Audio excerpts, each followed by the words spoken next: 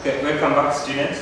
It's yet another lesson that we are going to have today. It's a very beautiful day that the Almighty God has granted us.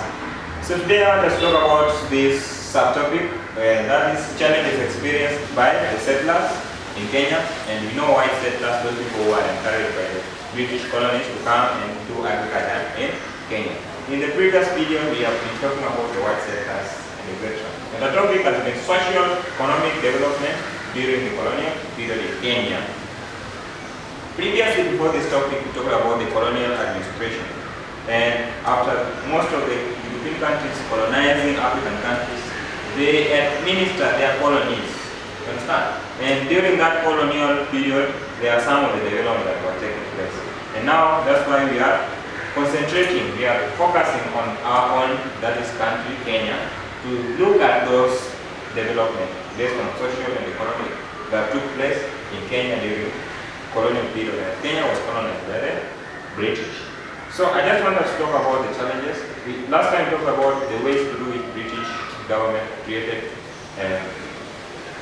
factors that created or that made the British colonies or government to allow the white settlers in, and we will look at each and every of them. So today, let's look at the challenges as they have been brought by the British colonial government. After they were allowed to take the Kenyan land, some of the African Kenyan land were alienated, just create room for them. Let's look at the challenges that now these people are facing.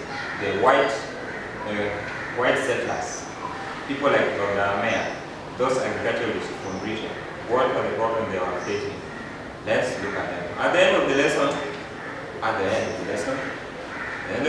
the learner should be able to state challenges that were faced by the white settlers. We are going to look at the challenges.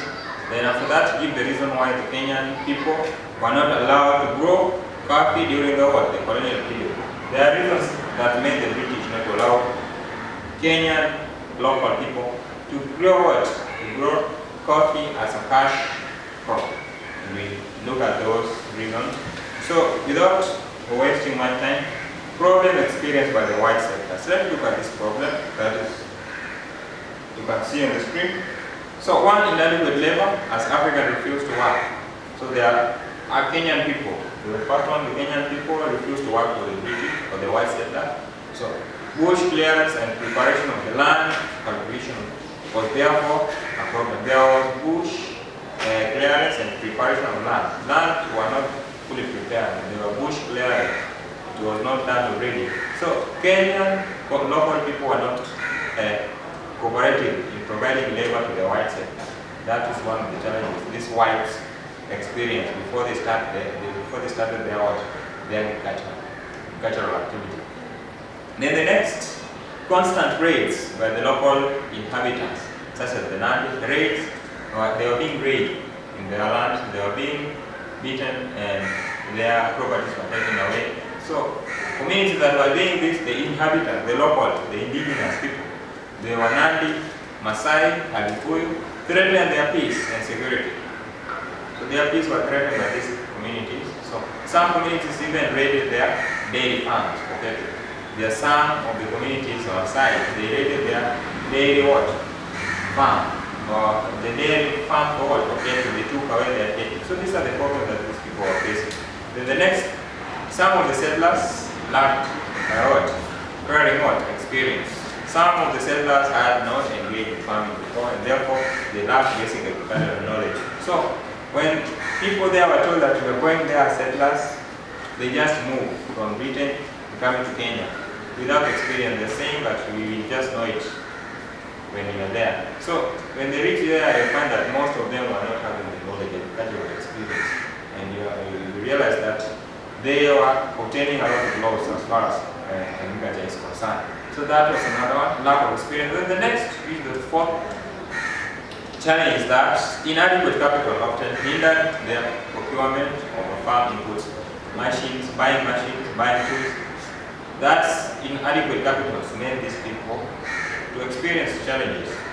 Why? Because they could not have enough money to buy fertilizer, to buy labor, to machines. Because so specifically, if you look at the screen and say that machines, labor, some settler became bankrupt and could not meet day operational costs from the farms. So you can see that, that's how explained, and these points are really explained properly. So the next is fifth, lack of proper knowledge on farming seasons, hence crop failure. So they were not, most of them were not mastering the seasons for farming. And when they find that they were doing that maybe in the winter when they were not supposed to do that. They're doing that in the what? In the summer when they are not supposed to plant certain crops. So at the end they find themselves that the crop that they put all they have stressed all their effort in and went without doing well. And that was a failure. So the climate and the soil in the colony were alien to the settlers. They did not know the soil, the nature of the soil in Kenya. So that also led to the failure of their crops. Then the next challenge these people faced, that there was a problem of poor transport and communication, as it had become difficult for the government to network all the areas of the settlers with the roads and the communication network. So these people, most of them were challenging, they were facing a challenge comes with the transport, better transport communication. A good example, a good place where these people are staying in Joro. So you find that in the Joro, they were not being connected with the better roads, and even the railway that was constructed at first there was not that near to the white center in the Joro, like Egerton, that kind of, that institution, the Egerton himself was a white center. You have the Lord, and those are the people who are white center. So the problem was there that there was no a good, better road and also communication lines was not connected or well connected to them. And the next challenge, that inadequate and unreliable market for their produce. There was no market, better market for their produce at first. They mainly relied on the foreign market, which could not serve the case of perishable commodities. There are some goods which are very perishable.